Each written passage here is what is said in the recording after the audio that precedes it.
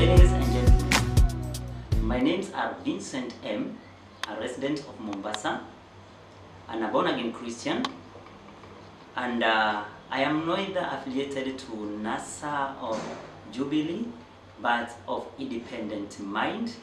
And my issue today, I want to say that I have a topic called Kenya Way Forward. I would like to join the likes of Mutahi Gunyi, even to give my own opinion in the social media, or Bunge la Mwananchi.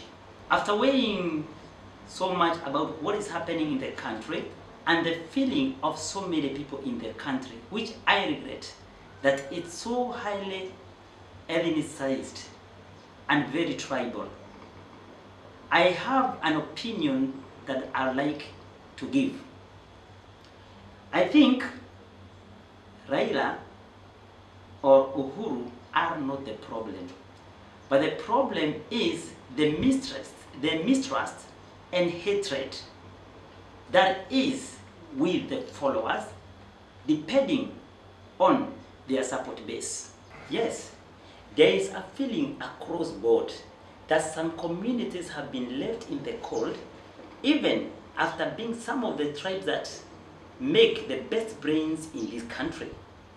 Others feel that they are going to lose nothing if the nation disintegrates, because they feel they'll never have a chance to rule the nation. And so, how do we solve this problem?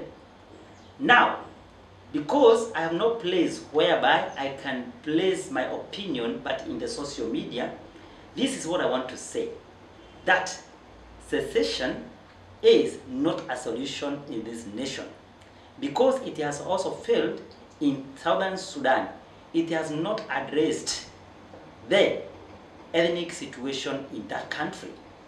And so, there are those people that feel that they need to be in the helm of leadership even from their small communities. And so, they also may create what we call chiefdoms. My suggestion would be that let the devolution be strengthened and there be checks, because I think there is also lacuna in the constitution. Let there be checks that these people may not misuse the funds that they are given, because there is no check there.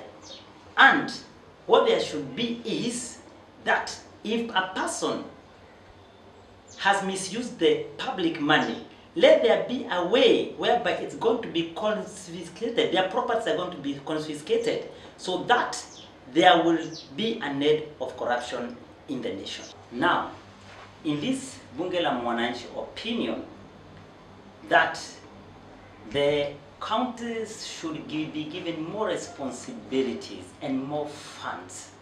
Then, in the national government, whereby now, that's where the issue is. My opinion is we need to have 3 voting blocks in this nation.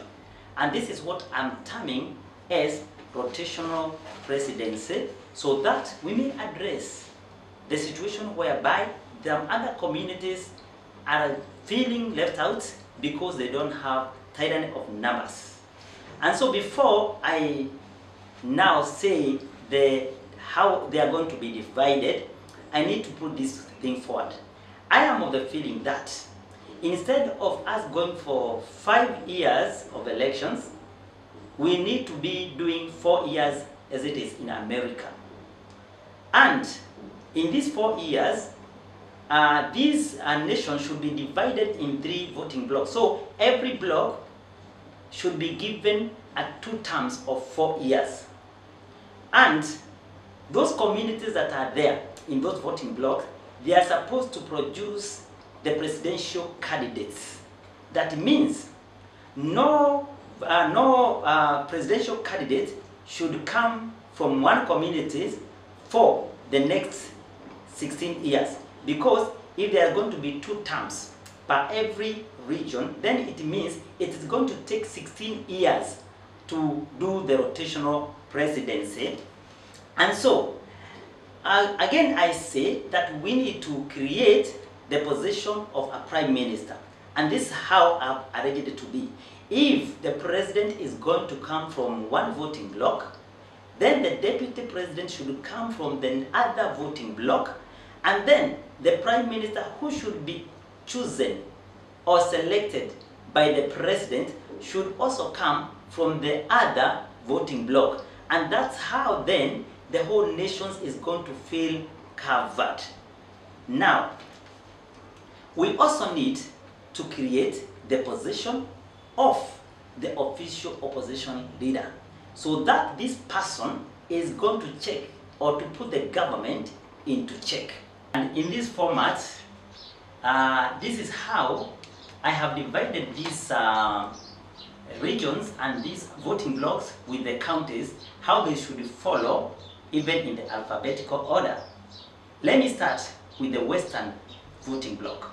And these are the counties that should choose the presidential candidate. 1, Baringo. Bomet. Number 3, Bungoma. Number 4, Busia. Elgeyo Marakwet. Homa Bay. Kakamega. Kericho. Kisii. Kisumu. Migori. Nandi. Nyamira.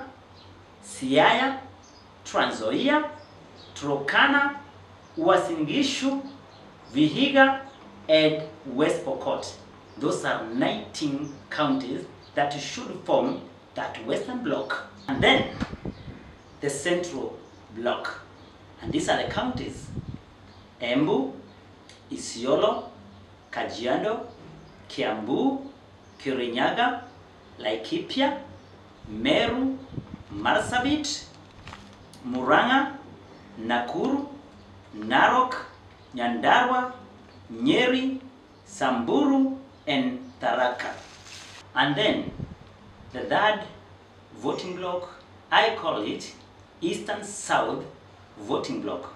And these are the counties therein: Garissa, Kilifi, Kitui, Kwale, Lamu, Machakos, Makueni, Mandera, Mombasa, Taita, Tana River, and Wajir. So, those are the counties that should form the Eastern South block. And so, this is my opinion. No one ethnic community should rule or present a presidential candidate until the 16 years of rotation are over. And so, therefore, different political parties can present their presidential candidates as long as they come from the voting block, and then after being cleared by the IEBC, then the whole nation is going to be subjected to voting any of the candidates to give the democratic rights of every Kenyan. And with that, you will see that if a certain community or a certain person coming from the marginalized community can have the chance even to rule the nation, because it's the whole nation that's going to elect these presidential candidates coming from that one region. And so this one is going to be also a solution to those who feel that they have been left out and they have been disgruntled. So it's their chance now. And so this is the end of my opinion from the Bunge la Mwananchi.